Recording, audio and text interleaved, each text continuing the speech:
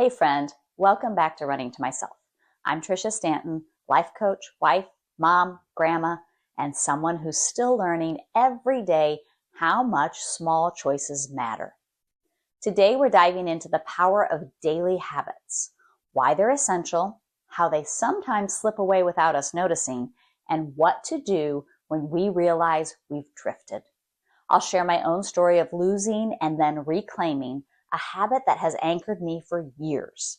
And of course, I'll leave you with some practical ways you can examine your own rhythms and gently realign them when life gets busy. Spending time outside each day has always been deeply tied to my well-being. For me, it's not just about fresh air. It's about connection. The sky above me, the sounds of birds, the warmth of the sun, even the bite of cold air in winter, they all remind me that I'm part of something much bigger. I feel grounded, less caught in my head, and more alive when I'm outdoors. I discovered this about myself years ago when we had a little hobby farm with a few horses. Twice a day, rain or shine, I was out there feeding, watering, mucking stalls, and caring for them. Something remarkable happened that first year of having my horses at home. For the first time in my adult life, I didn't experience the winter blues. Even in the dead of a Midwest winter, when the cold feels like it cuts right through your bones, the simple act of being outside, moving my body, and soaking in even a little bit of sunlight had a profound effect on me. That continued for about 12 years. By the time we moved to San Antonio, I knew daily outdoor time wasn't optional, it was essential.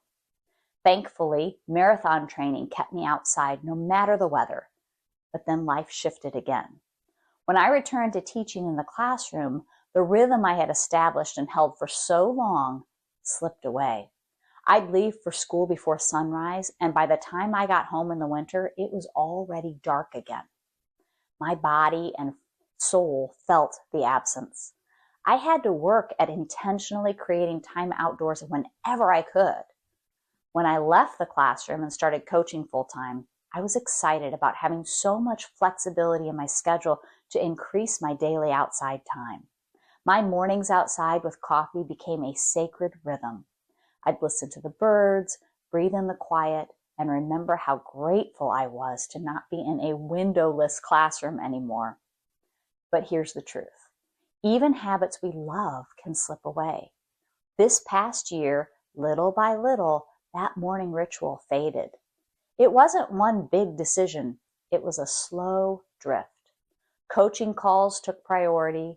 The Texas heat felt unbearable. And without even realizing it, my outdoor rhythm dwindled to almost nothing. Eventually, I noticed something. I didn't feel like myself. My mood felt off, heavy, a little sad. I couldn't put my finger on it until I remembered I wasn't outside anymore. This experience reminded me of two powerful truths. Number one, habits don't disappear overnight, they fade. And number two, when they fade, so do we. Daily habits are powerful because they contribute to shaping our identity. They're not just things we do, they're ways we become. Think about it. If you brush your teeth every day, you don't think, I'm so disciplined for brushing my teeth. You just know, I'm a person who takes care of my teeth. The same is true for exercise, journaling, prayer, and stepping outside. Habits are how we practice who we want to be. When we keep them, they quietly shape us for the better. When we lose them, sometimes the shift is so gradual, we don't notice until we feel off balance. And here's the sneaky part.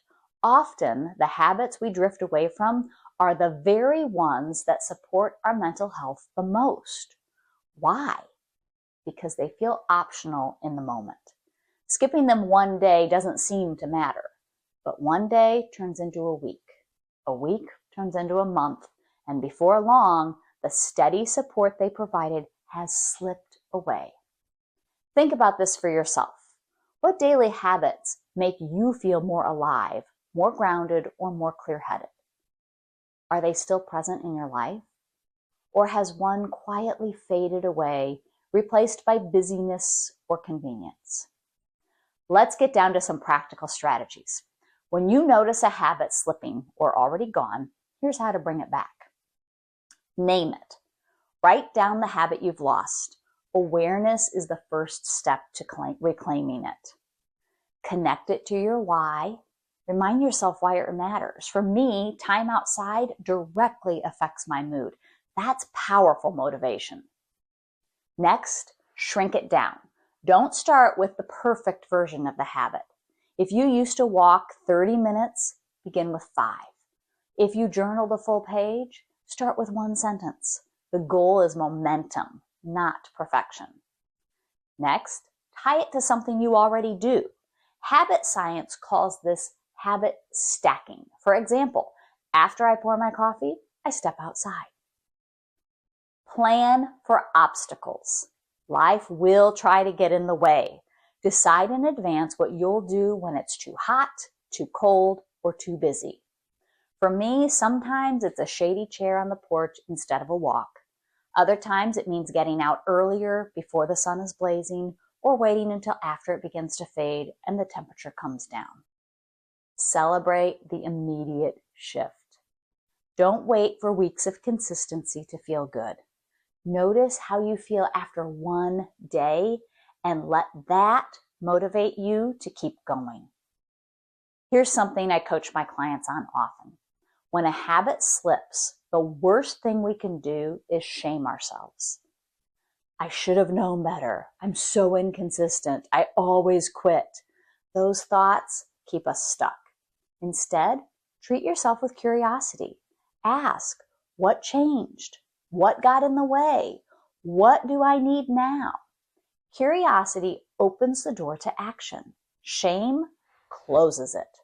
And sometimes the answer isn't going back to the old habit exactly as it was. Life changes. Maybe you don't have an hour for journaling anymore, but you can spend 3 minutes with a gratitude list. Maybe daily runs aren't possible right now, but a 10-minute walk is. The point is to reconnect with the rhythm that supports your well-being in this season. Friends, our habits are like the quiet soundtrack of our lives. When the music fades, we feel the absence. But here's the good news. You can always start the song again. So ask yourself today, which habit has quietly slipped away? And what's one small way I can bring it back tomorrow morning? Don't wait for the perfect season or the right weather or more time. Begin with the smallest step and let that be enough. Because it's not the grand gestures that shape us. It's the daily choices. And those choices, stacked one on top of the other, create the life you long for. Thanks for joining me today. If this episode spoke to you, I'd love for you to share it with someone who might need the reminder. And if you'd like to connect with me for coaching, you can find me at trishastanton.com. Until next time, keep running to yourself, one small, steady habit at a time.